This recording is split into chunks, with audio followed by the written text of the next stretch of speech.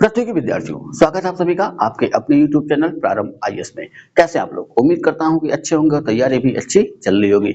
आज की अपनी वीडियो क्लास की बात करें तो आज की अपनी इस वीडियो क्लास में हम देखेंगे एक महत्वपूर्ण करंट अफेयर्स के बारे में।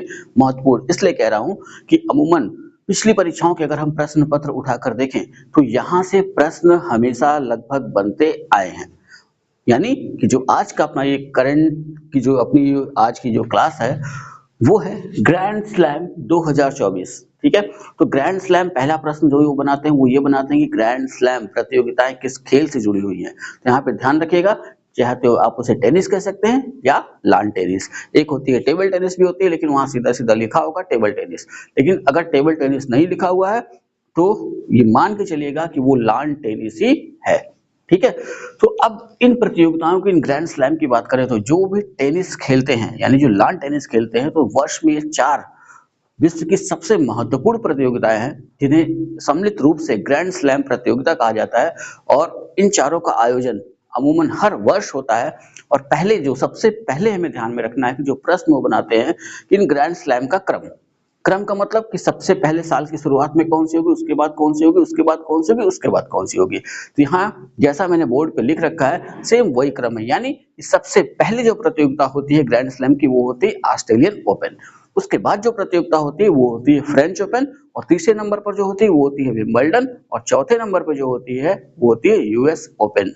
ठीक है, ये चारों क्रम तैयार रखिएगा। कई बार ये प्रश्न में पूछ चुका है कि इस वर्ष का पहला ग्रैंड स्लैम कौन होता है, वर्ष का आखिरी ग्रैंड स्लैम कौन होता है। इस तरह के प्रश्न जो है वो बनाते हैं। ठीक है, तो ये तैयार रखना है, ये ध्यान में रखना है। अब चलिए एक एक ग्रैंड स्लैम को देखते हैं।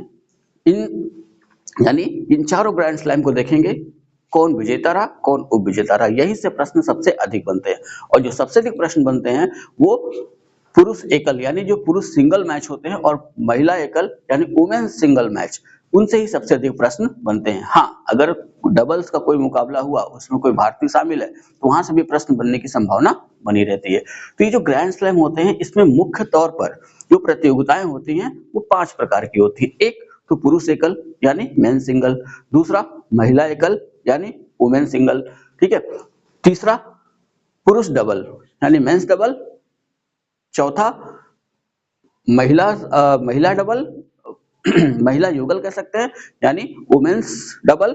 और पांचवी जो प्रतियोगिता होती है वो होती है मिश्रित युगल यानी कि एक महिला एक पुरुष एक तरफ और एक महिला एक पुरुष खिलाड़ी एक तरफ। ये 5 प्रमुख इवेंट होते हैं इन चारों ग्रैंड स्लैम में।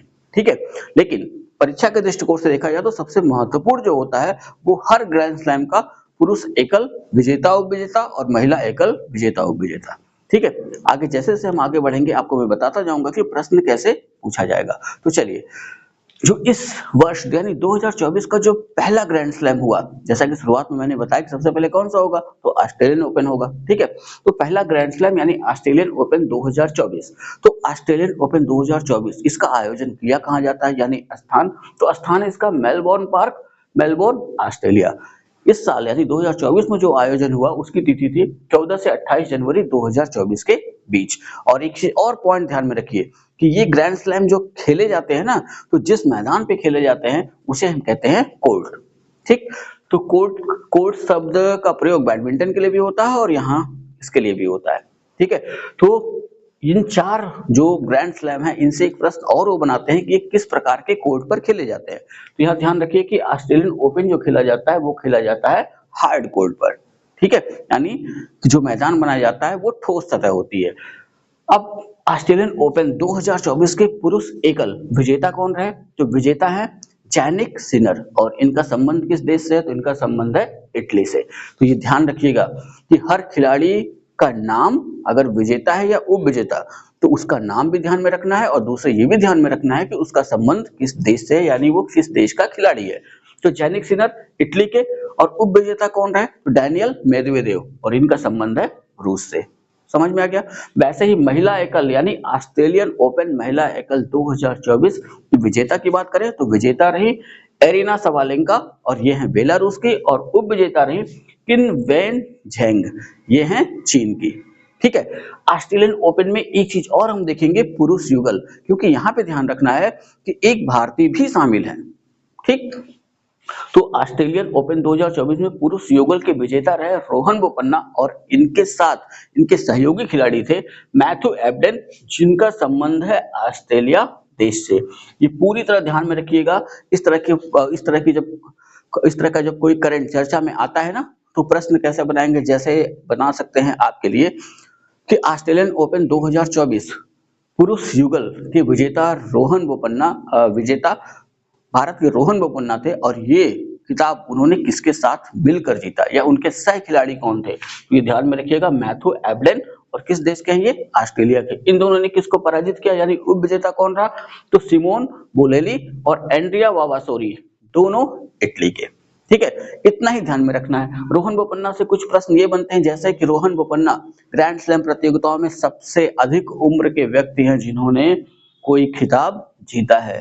ठीक है, भारत के तीसरे व्यक्ति हैं जिन्होंने कोई ग्रैंड स्लैम खिताब जीता है। ठीक, अगले ग्रैंड स्लैम की बात करें 2024 की, तो अगला ग्रैंड स्लैम कौन सा होगा, तो होगा फ्रेंच ओपन।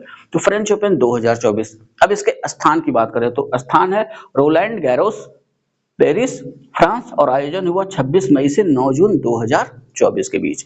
ठीक है, तो यहाँ पे ध्यान रखिएगा, कभी कभी फ्रेंच ओपन को रोला गैरा भी कहते हैं, तो रोलेंस गैरोस जो जगह है उसके आधार पर ही ये नाम मिल जाता है हमको। अब ये किस कोर्ट पर खेला जाता है, यानी किस प्रकार का कोर्ट इसके लिए बनाया गया, तो कोर्ट है क्ले कोर्ट। क्ले कोर्ट का मतलब, क्ले का मतलब मिट्टी। ठीक है, और एक और नाम हम इसे देते हैं लाल बजरी। ठीक, तो ये ध्यान में रखिएगा। इस तरह के प्रश्न आपको पूछ सकता है कि इन ग्रैंड स्लैम्स में से कौन सा ग्रैंड स्लैम क्ले कोर्ट पर खेला जाता है, या कौन सा ग्रैंड स्लैम लाल बजरी पर खेला जाता है, तो आपका आंसर क्या हो जाएगा, फ्रेंच ओपन। ठीक है, अब देखते हैं फ्रेंच ओपन 2024 के पुरुष एकल के विजेता और उपविजेता।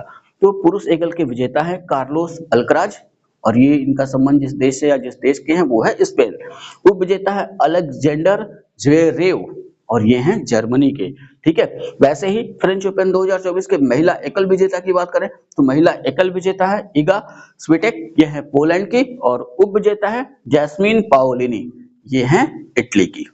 ठीक है, तो ये दो ग्रैंड स्लैम हम लोगों ने देखा। अब आते हैं तीसरे पे। तीसरे ग्रैंड स्लैम की बात करें तो अपना तीसरा ग्रैंड स्लैम है विंबलडन 2024। अब इसका आयोजन कहाँ किया जाता है, तो जिसका स्पष्ट ना हो, ठीक है, यानी ऑस्ट्रेलियन और फ्रेंच से तो ये स्पष्ट हो रहा है कि एक ऑस्ट्रेलिया में हो रहा है, एक फ्रांस में हो रहा है। ठीक है, दूसरा, तीसरे पे अगर हम आए तो विंबलडन, तो विंबलडन से स्पष्ट नहीं हो रहा है कि किस देश में ये खेला जाएगा, तो यहाँ से प्रश्न बन जाता है कि विंबलडन का आयोजन कहाँ किया जाता है, तो ये होता है इसका आयोजन लंदन में, और लंदन है कहाँ, इंग्लैंड, इंग्लैंड की राजधानी। आयोजन कब से कब हुआ, 1 से 14 जुलाई 2024 के बीच। अब विंबलडन किस प्रकार के कोर्ट पर खेला जाता है, तो विंबलडन जिस प्रकार के कोर्ट पर खेला जाता है वो है ग्रास कोर्ट, यानी घास होती है इस पे, इसलिए इसे कहा जाता है ग्रास कोर्ट। तो दो ध्यान में रखिएगा, एक तो फ्रेंच वाला क्ले कोर्ट, और यहाँ विंबलडन ग्रास कोर्ट। ठीक है, अब विंबलडन 2023 पुरुष एकल विजेता की बात करें तो पुरुष एकल विजेता है कार्लोस अल्कराज। अभी थोड़ी देर पहले इनका नाम और आया था, ये किस देश के, स्पेन के। ठीक है, अब यहाँ ध्यान रखिए, फ्रेंच ओपन के विजेता भी कार्लोस अल्कराज है, और विंबलडन के विजेता भी कार्लोस अल्कराज।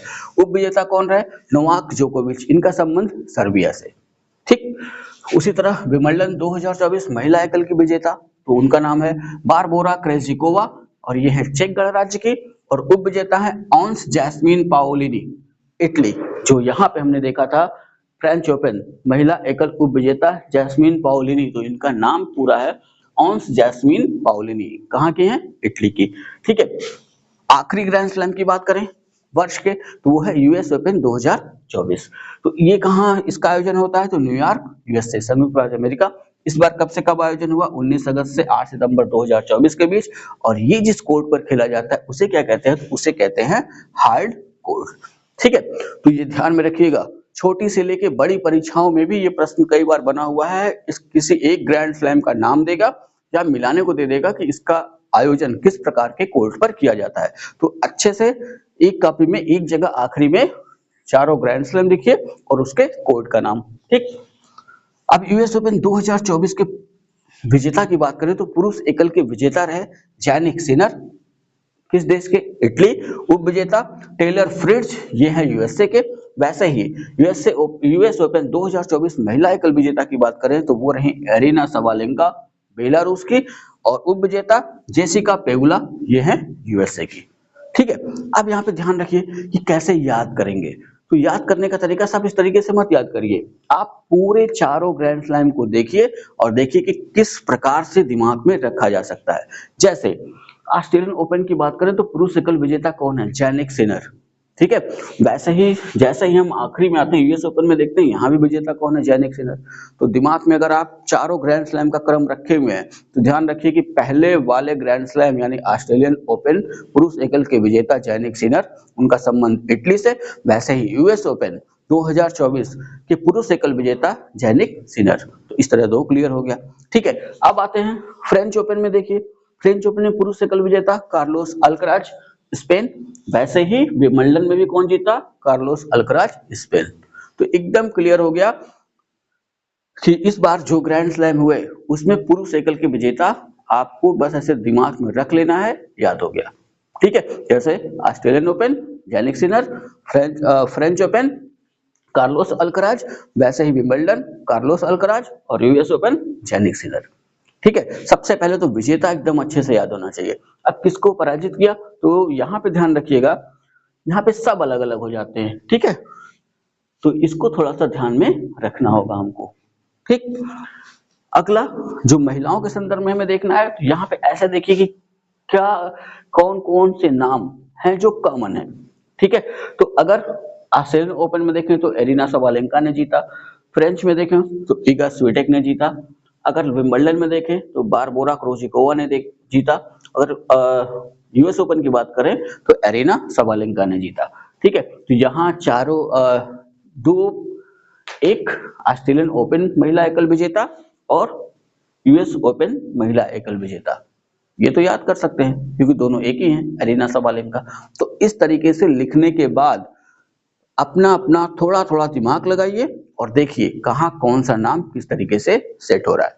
तो इससे होगा क्या, इससे एक बार आप अच्छे से पढ़ लेंगे, फिर एग्जाम से पहले दोहरा लेंगे, सारी चीजें एकदम दिमाग में रहेंगी, प्रश्न गलत होने की संभावना नहीं रहेगी। जैसा कि मैंने शुरुआत में ही समझाया, हर खिलाड़ी का नाम, ठीक है, प्रश्न वो दो तरीके से पूछते हैं। एक तो एक ग्रैंड स्लैम का नाम लेंगे, पुरुष एकल पूछना है तो वो पुरुष एकल विजेता या महिला एकल विजेता पूछेंगे, या ऐसे पूछेंगे कि महिला एकल का खिताब इन्होंने जीता, किसको पराजित करके जीता, या पराजित करके, इनको पराजित करके जीता, उनका संबंध किस देश से है। ठीक है। तो इतनी चीजें जितनी बोर्ड पे आप देख रहे हैं, इतनी अगर अच्छे से तैयार है तो यकीन मानिए प्रश्न फंसने की संभावना काफी कम रहेगी। ठीक। तो अब फिर से हम लोगों ने अपने अध्ययन की शुरुआत कर दी है।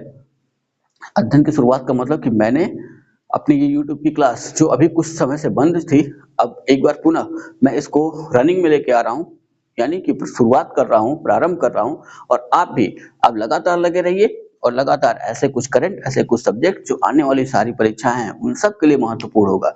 यहाँ तक कि मैं ये कह सकता हूँ कि पीसीएस, आरओ से लेकर के एसएससी, जीडी, यूपी पुलिस, जो भी परीक्षाएं आने वाली हैं, रेलवे की भर्तियां, उन सब में ये सारे करंट उसी प्रकार लाभदायक होंगे जैसे अन्य परीक्षाओं में भी। वीडियो अगर अच्छी लगी हो तो लाइक करिएगा, कमेंट करिएगा।